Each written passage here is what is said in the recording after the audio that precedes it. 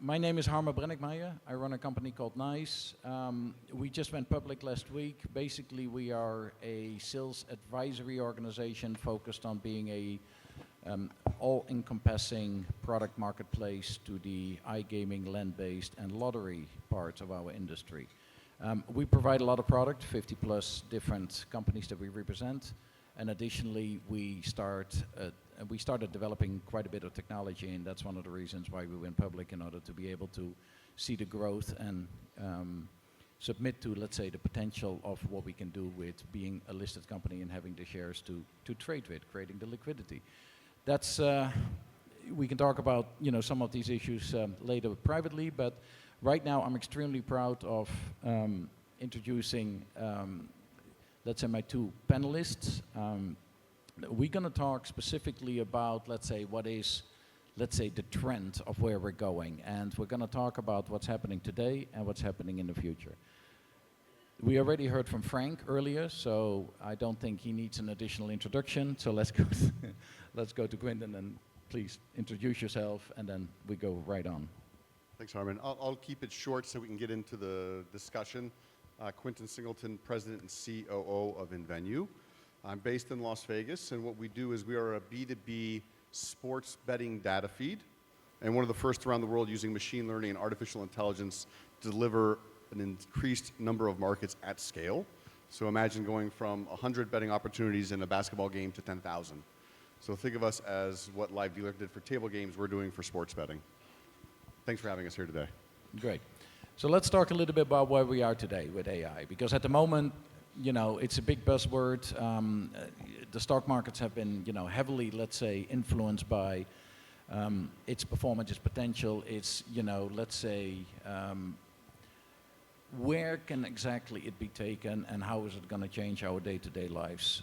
In gaming, I don't think that most people feel that it has really entered the industry that much yet.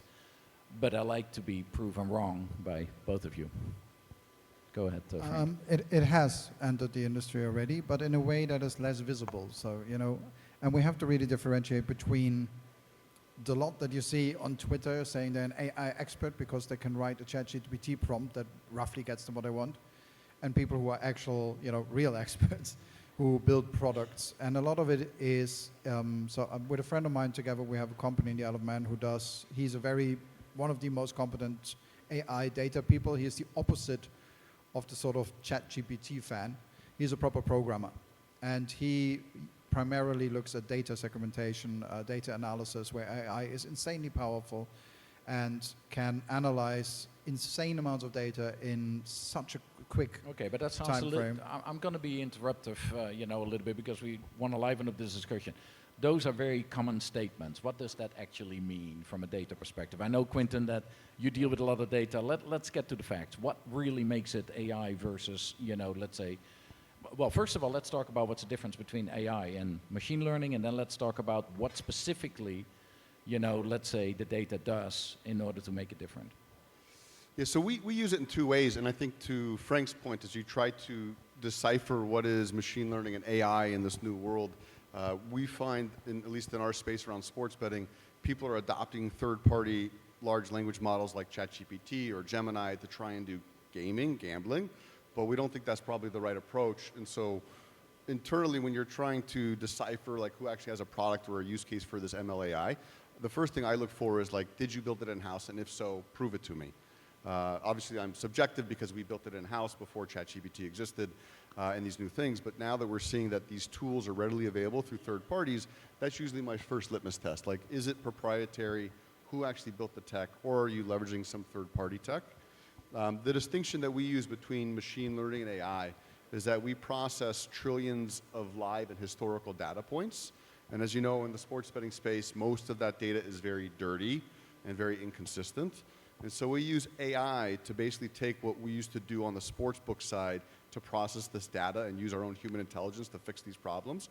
We build that into the AI so the AI can recognize errors in the data feed, for example. We use machine learning to create our predictions on the outcomes of these events. And then we push that back through a secondary AI where we're actually curating all of these data feeds for our sportsbook customers.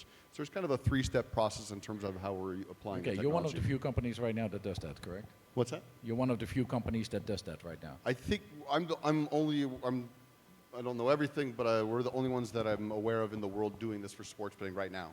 Right, but I mean, what makes somebody else not being able to compete against it? Because to me it seems, something that's rather logical. If I'm a big operator or I'm a big, let's say, data feed provider, I have all that data, I can do a lot of it myself. Why wouldn't I?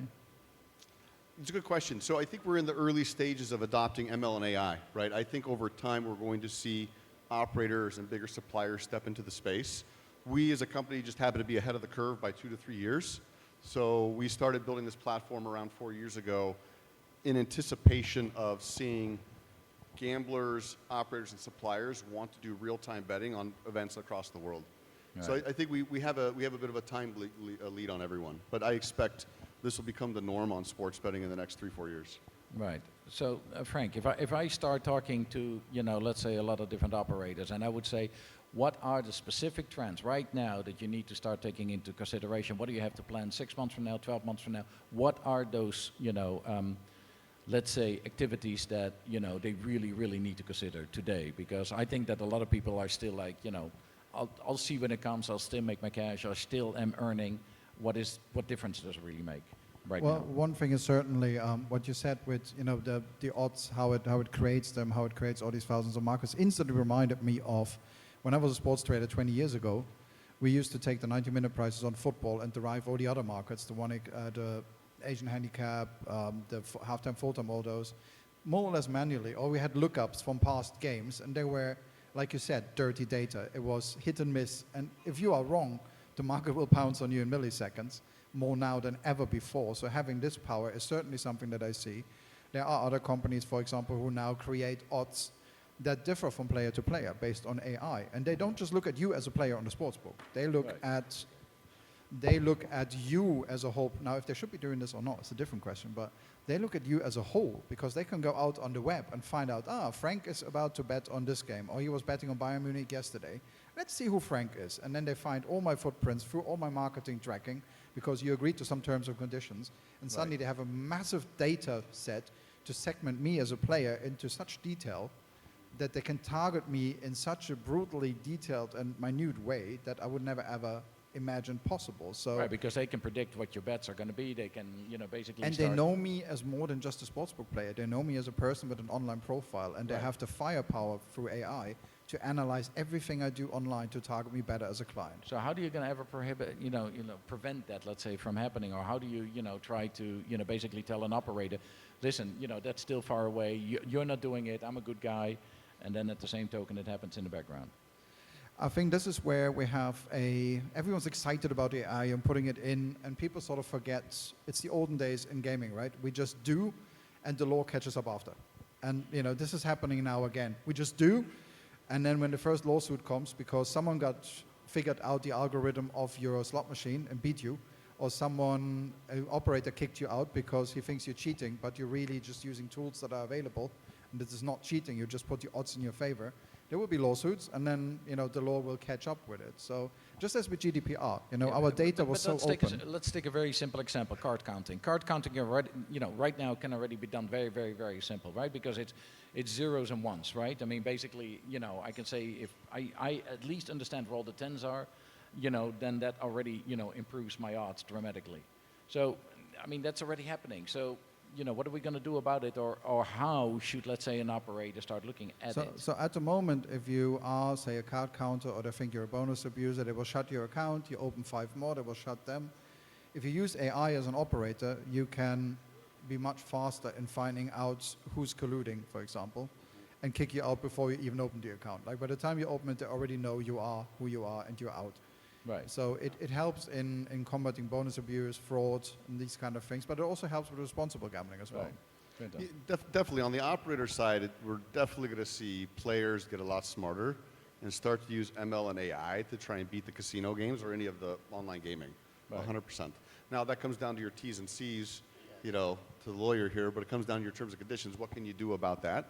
But big picture, we're seeing, from our point of view, we started with sports betting, but to kind of dial it into what Frank just said, So we're including in our data feeds contextual data. So if you know that Frank likes to bet, pick a game, sport, NBA, easy. So he likes to bet the Mavericks.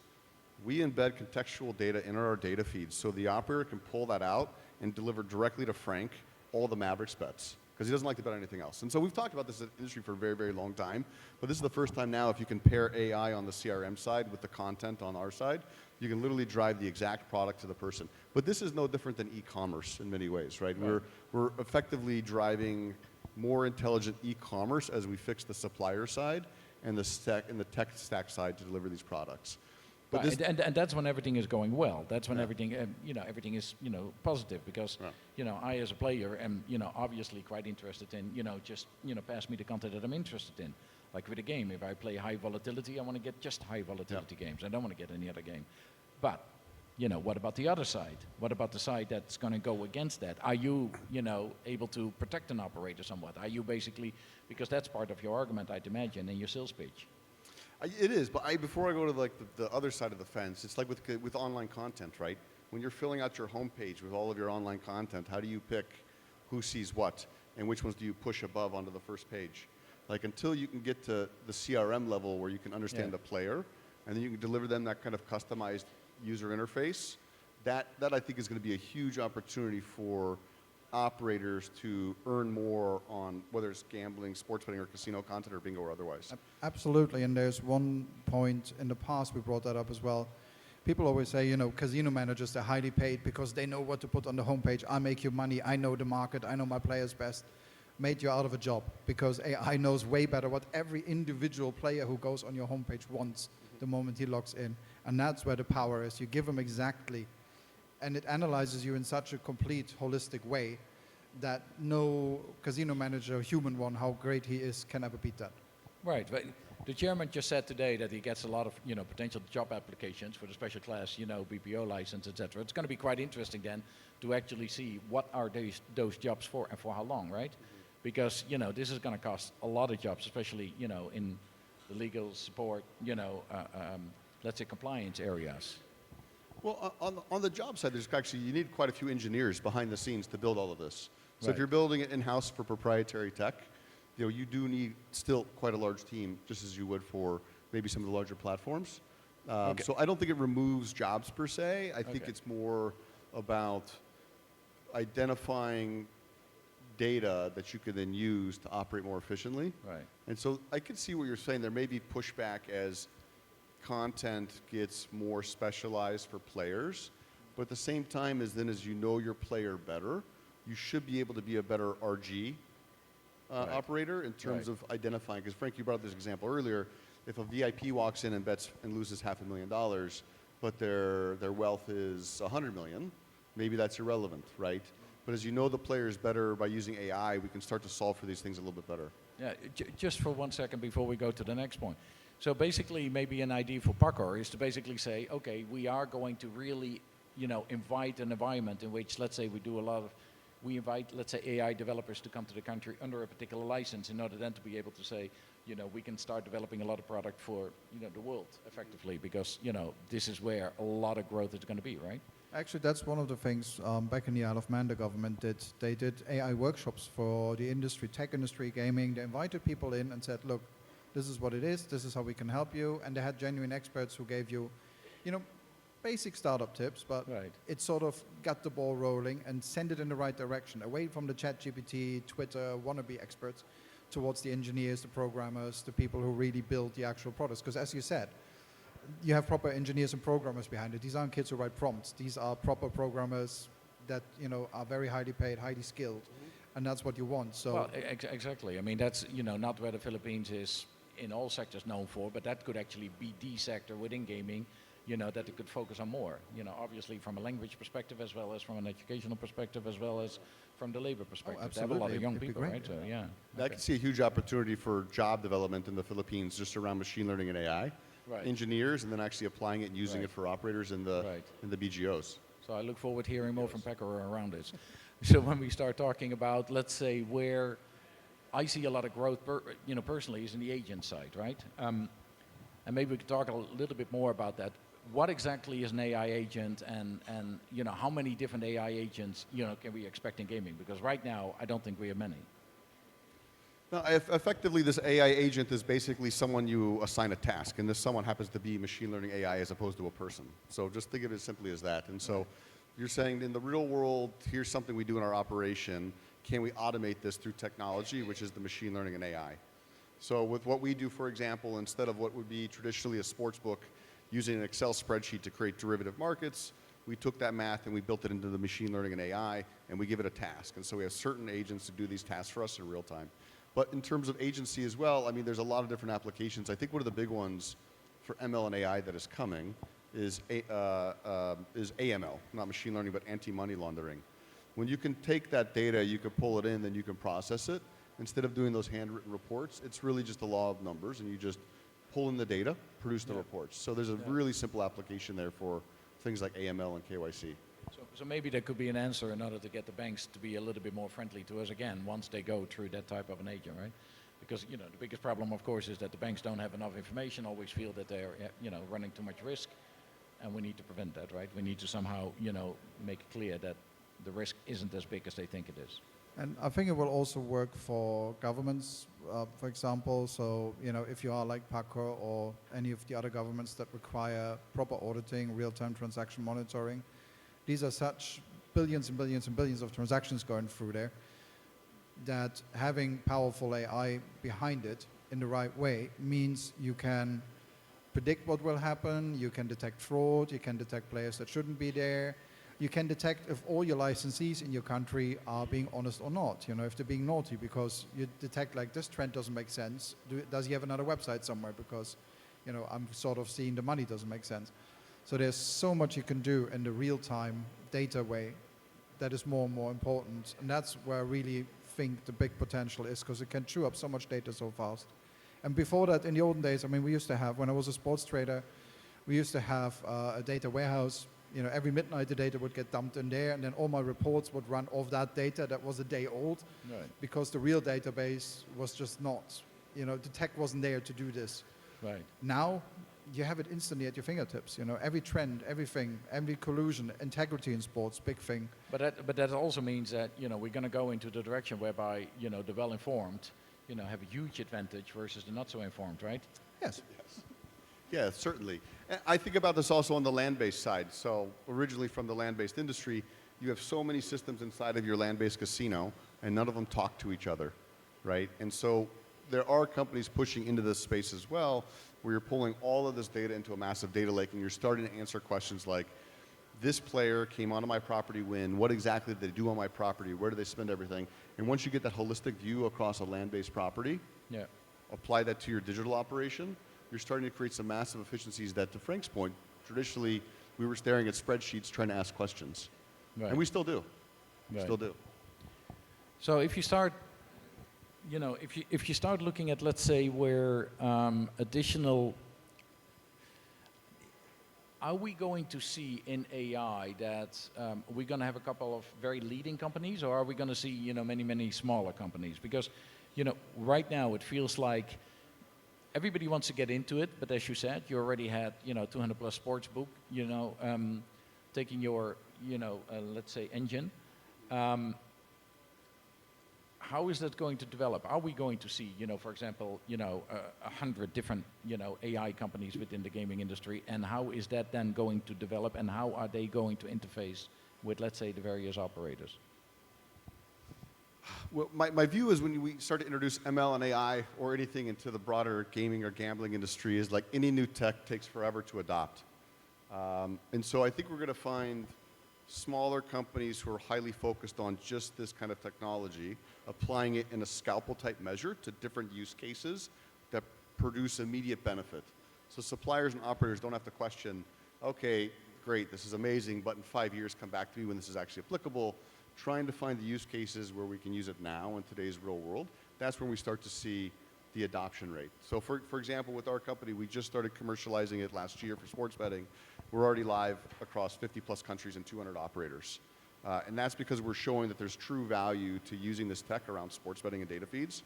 Same thing as I see another small company, they started applying this in KYC and AML. They're just new or predominantly in North America. Within 1 to 2 years, they've become the predominant KYC AML engine for land-based and online gaming. Right. So I think specific use cases that are delivering value now Right. that don't require you to do something on your tech stack side because you'll never get it done.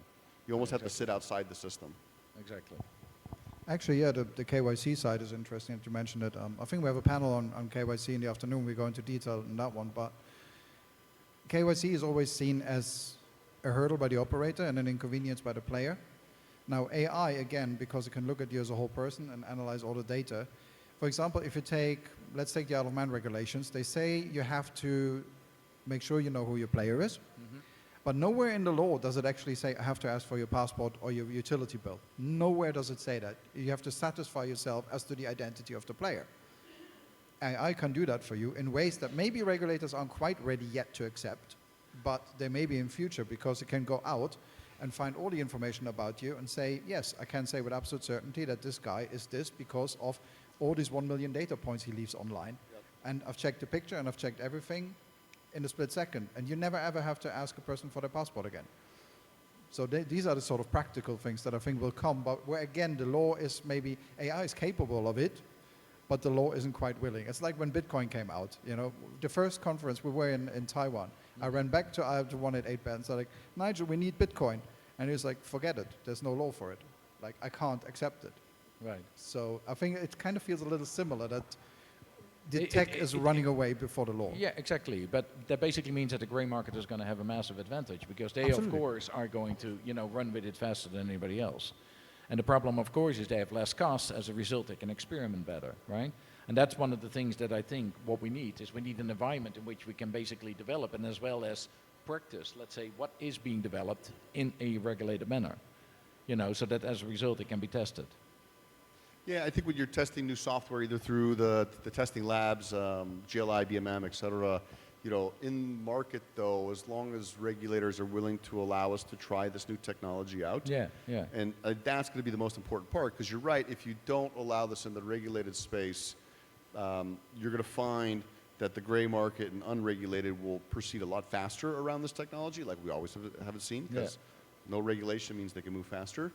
And then what ends up happening is if we don't address it is you're going to see that the unregulated gray are going to be doing a better job of delivering the right product to the right customer in real time, where if we don't do that in the regulated space, we'll just lag. So imagine people walking into the store, you have all these customers, and every time they walk into the store, it's the wrong product on the shelf. Would you be interested then if regulators offered you like a sandbox environment where you can try things, or do you just want to go straight and let us try it in the market? If there is an opportunity to have a sandbox environment, 100%. Like that's something I've tried in other jurisdictions before, but it just takes a little bit too long. So you end up trying to do sandbox environments with suppliers and tech stacks or with operators, so offline and then introduce it online. But if regulators had a sandbox where you could bring in and say, here's the 6 new greatest companies in these areas, let's test it out, I think that'd be amazing. Yeah. Well, I think that's where basically, you know, again, the Philippines can take a leading role with regards to being more of an open environment in which that sandbox can be created, you know, if, you know, the will is there in order to do so. You know, I keep on thinking about the chat box. I think, you know, the support, let's say where AI is already, you know, extremely proactive. But it could be far more proactive. It could tell me, you know, which bets to place. It could be, I mean, theoretically, I could start, you know, doing an interview with an AI bot that basically, you know, I tell them when I would like to place a bet, on who I would like to place a bet, how I would like to place a bet, and, you know, on it goes. If that bot then takes all of that information, you know, hustles it through, and then basically starts making suggestions to me, I'd imagine, you know, that would make it so much easier because, you know, we all know, you know, the biggest issue is why are gamblers gamblers? Because, you know, in generally they're bored or because, you know, they have time on their hands, etc. Well, if we say that on average 8% of the population is more of a true gambler versus the rest, whereby up to 65% ever buys a lottery ticket, everything else in between, you know, there is a massive market out there. So how can we as AI, you know, let's say let's say people that suggest AI applications, how could we suggest applications in that area?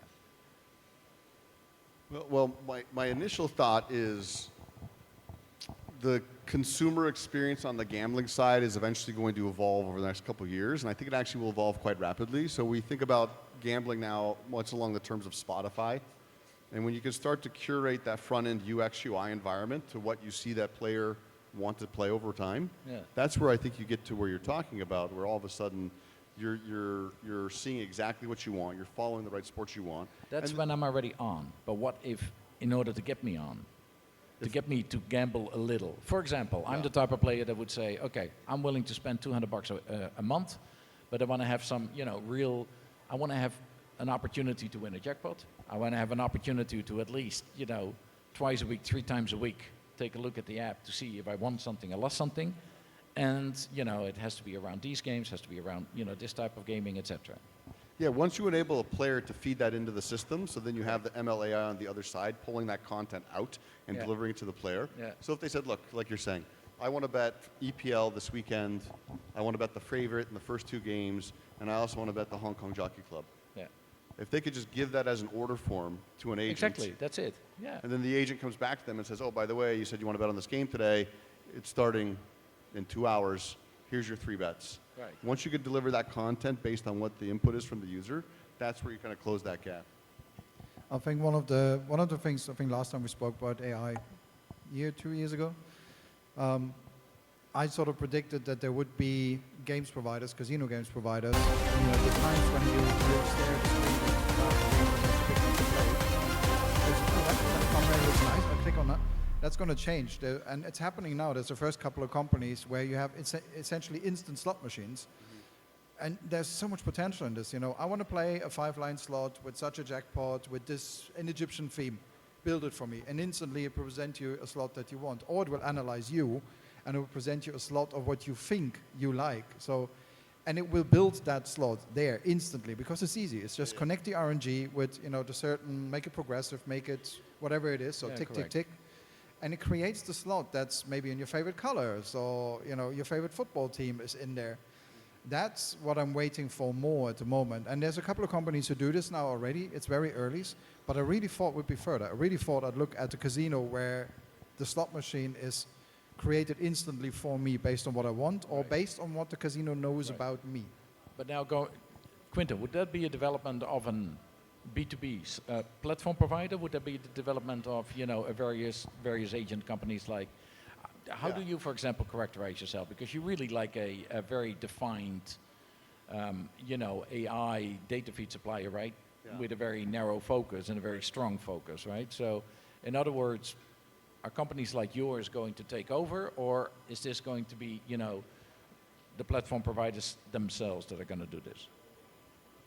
It's a good question. So, the data space around the world is very complicated and competitive, but so far we've been, outpacing the competition. And I think people are recognizing that what we built is like the future for sports betting data feeds. So to date, we've been outpacing the competition. Now, we'll see what happens. I'm sure everyone will move into the space eventually in terms of applying ML and AI to sports betting. On the slot machine side, I forgot about this, but this is super interesting, what Frank just said. So imagine real-time customization of the game to what you like, the color, the theme. Underneath it, it's all the same. And now imagine that on your phone. Now imagine you sit down at the slot machine, it's the same thing. So the slot machine, when you dip your card, says, oh, I know, Frank, you like to play this game with this theme online, and it delivers that exact same game to you on a server-based slot machine. You take that one further, there's certain companies out there which are creating continuous running games. So it's kind of like a video game, but it's using machine learning and AI to deliver a game that never actually ends. So you play this game and you kind of level up, but underneath it, it's all slot machine mechanics. So it's like a never-ending slot machine game. But that's a game within a game within a game within a game, never stops. But the issue is a regulator will have a hard time with that, right? So for the time being, that's going to be let's say Fata Morgana. That's something out there. But if we start thinking about for example the development of the games, I was sitting at the ICE pitch and judging basically a company that came forward with the idea of how they already, AI'd the game development itself. Yeah.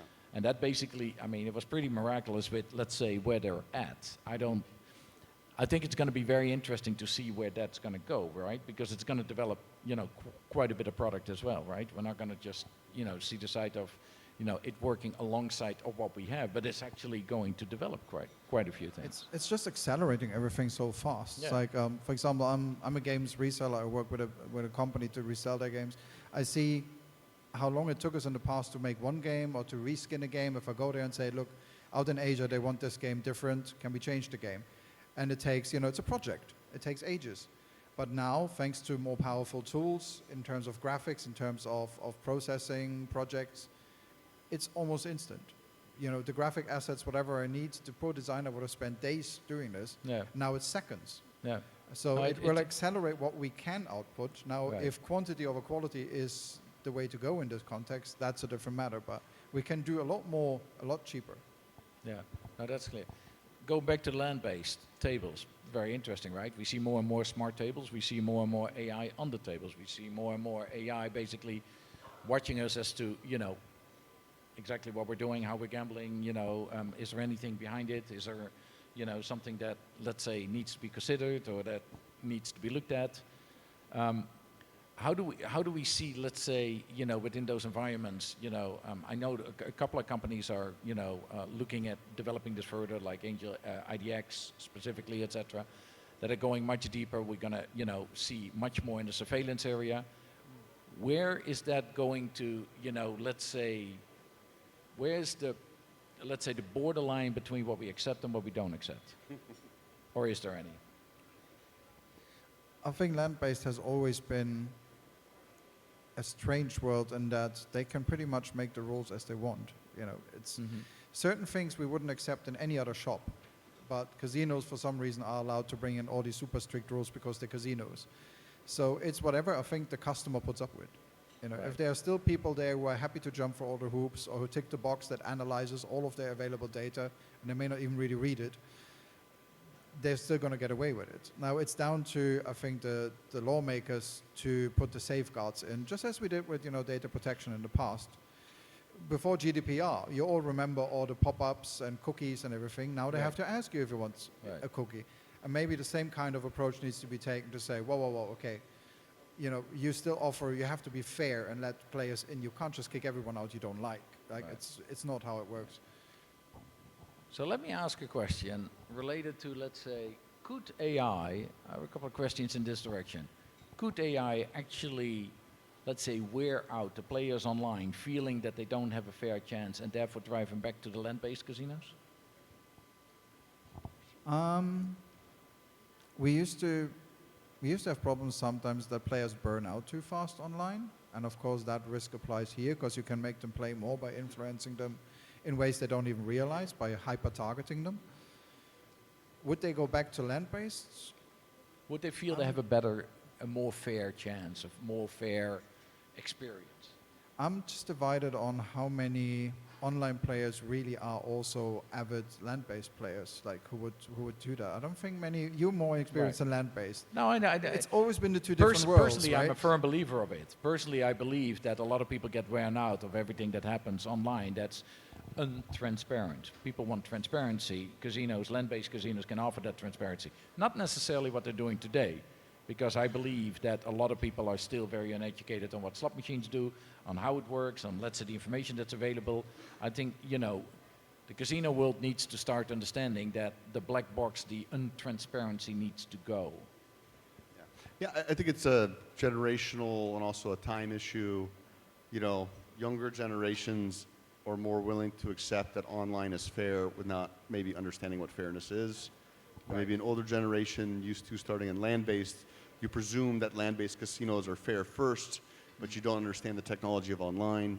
I think over time, though, as things just move all digital, I think there becomes the question of who's the standard bearer for what is fairness.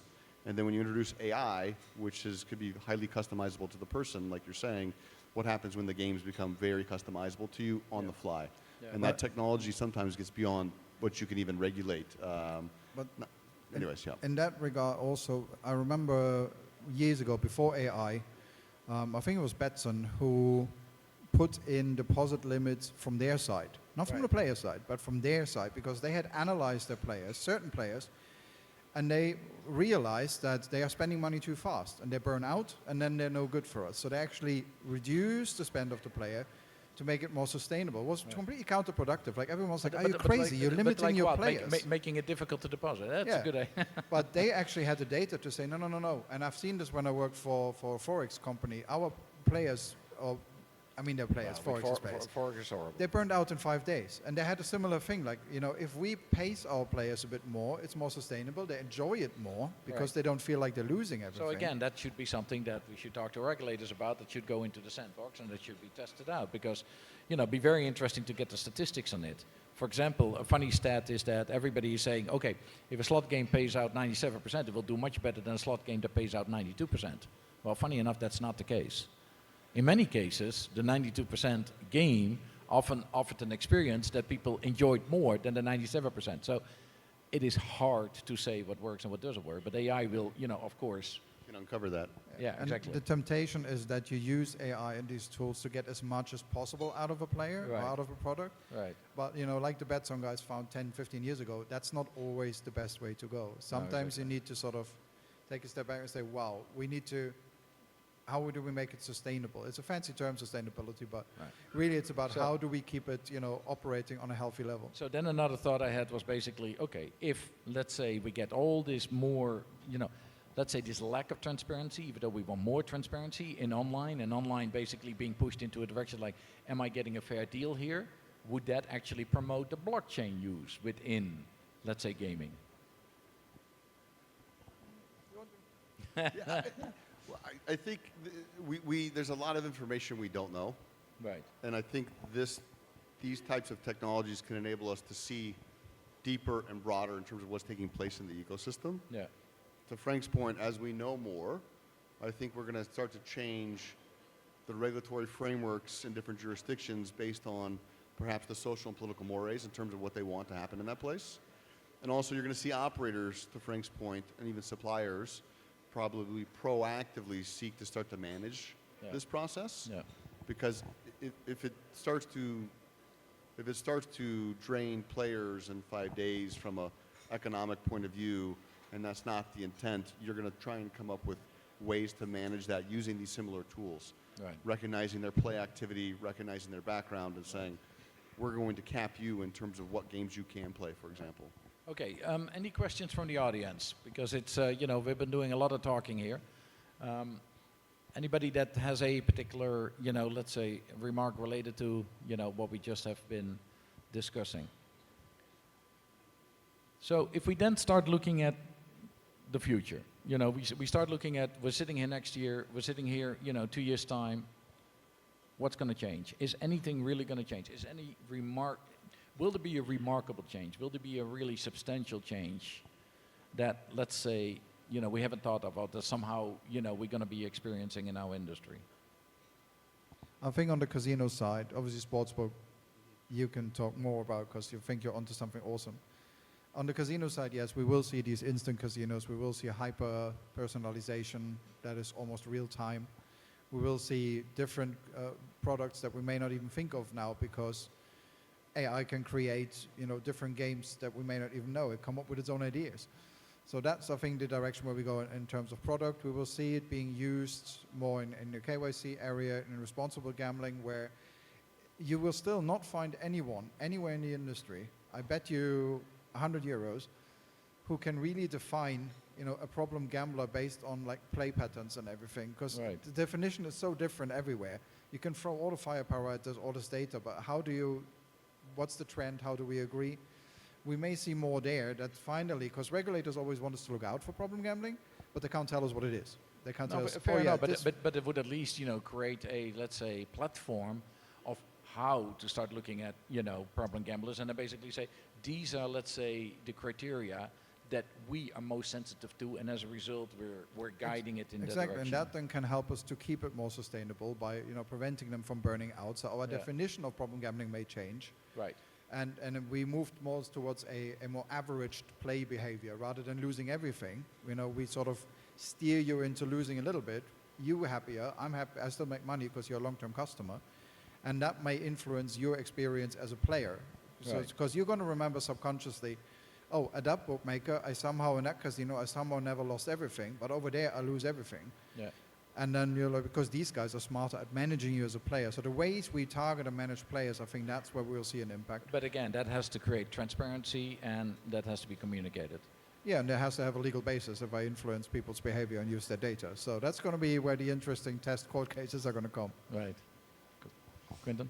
Yeah, I have a lot of thoughts about how machine learning and AI can be applied across the industry, but just to focus on sports betting, where my company lives right now, we're not doing anything, if I could say, fantastical in terms of life-changing. But in terms of what we're doing is we're taking tech and we're creating predictions on games in real time at sub-second latency.